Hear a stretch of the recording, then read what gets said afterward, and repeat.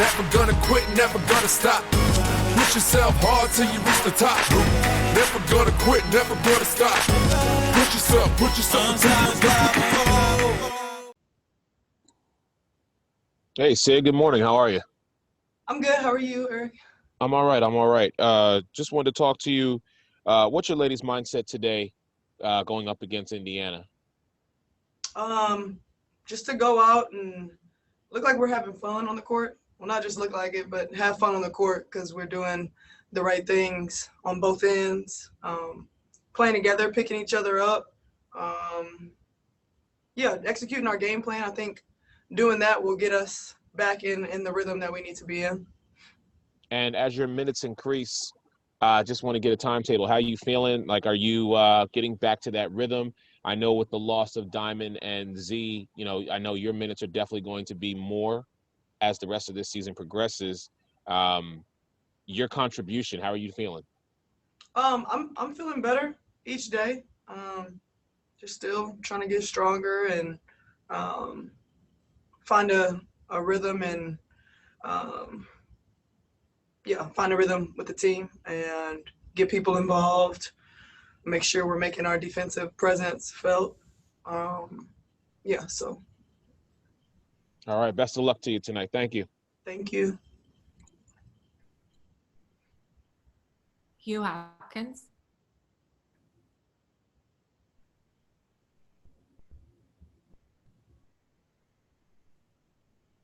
Hi, Sid. Thanks for talking to us today. I wondered, with you guys being sort of short-handed now for a couple of weeks, how important is Courtney Vandersloot to where this team wants to be in terms of competing for a championship? I think just as important as she has been. I think Sloot's always gonna go out and facilitate and score when she needs to, and do what we need. I don't think that has changed significantly. I think she'll still be doing what she was doing if those players were here. And what is it that you guys need from her? Do you need her to be at an MVP level and to compete for a championship, do you think? Yeah, I think she's been playing at that level. We haven't been winning the games that we needed to, but I think, her stats and what she does for the team, I think it's been consistent so far this season. Cool. That's great. Thanks. Yeah. Leah Secondo. Hey, good morning, Sydney. Thanks for your time. A couple things. First of all, through the adversity that you have, they say sometimes adversity bonds teams in a better way and helps really bring a team together. What have you found personally through the adversity and how the group has come together? And, what is kind of the deflection off of each other as a team? I think as we've, as we started to get shorthanded, it was just an opportunity for other people to step up and to come in and know your role and play it well, to execute, and just pick one another up, like I was saying before. I think that's the biggest thing when you don't have a lot of players. The other team is usually going to try to run more. They might try to get you in foul trouble. So it's the focus really has to be there for us to have one another's back, help side defense, helping the helper, really over-communicating. And whenever we do little things, getting deflections or somebody making a play or setting a screen on the offensive end to get somebody open, those are the things that we have to highlight and make sure we're, tapping each other up and cheering and really just over-communicating, over-talking for everything to try to make up for the loss. To follow up on that, if I may, just a couple of thoughts on tonight's game. What you feel in your mind as a group collectively, be it within yourselves or just a couple of keys on what you need to do against them tonight to be successful. Just in our shoot-arounds today, we were really communicative and making sure that we were loud and vocal and talking all the time. And I think that'll help us just to understand the scout and player personnel, making sure that we're not letting people go where they want to go. And yeah, executing our defensive game plan. I think that's most important for us tonight, because we can typically find a way to score. And yeah, so that's the end that I think we're really focused on. Thank you, Sydney. You're welcome. Don G. Hi, Sid. Good morning. Hi, good morning. With 6 games left and you have a 3-game lead in your conference, are you guys feeling a little less pressure, a little more comfort zone? No, I think we feel, I mean, maybe we don't feel pressure, but we understand what's at stake, and we know that, you know, we're coming off of 2 losses and we need to get into a rhythm. We need to reestablish ourselves on both ends with this, you know, new group that we have, and trying out different groups and focusing on getting people going. So I don't think that there's necessarily pressure, but we understand that we need to go and take care of business and start playing more consistently every game. Thank you. You're welcome.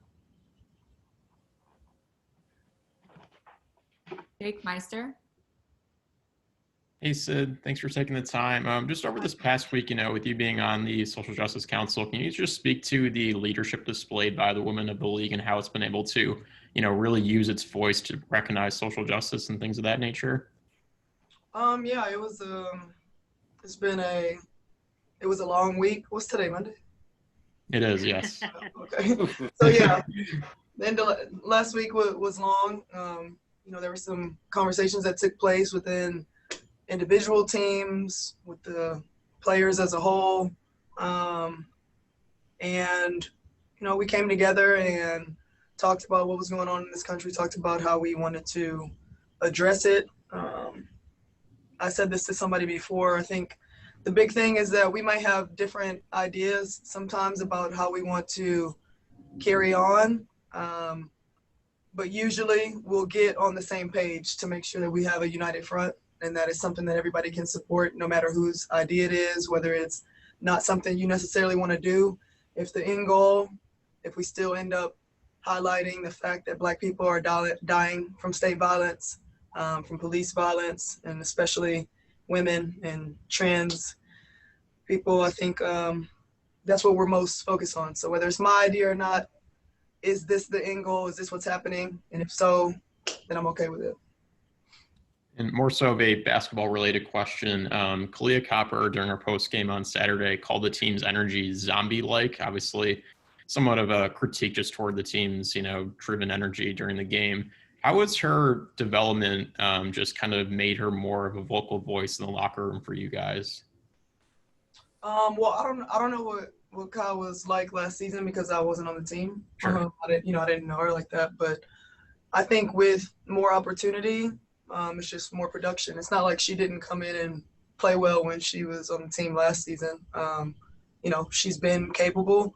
Now she's had more opportunity. So I think usually when you have more opportunity, vocally you come along. You know, some players do, some don't. That's just not their nature. But I think the fact that, you know, she does so much and plays hard, it has given her that confidence, I'm assuming.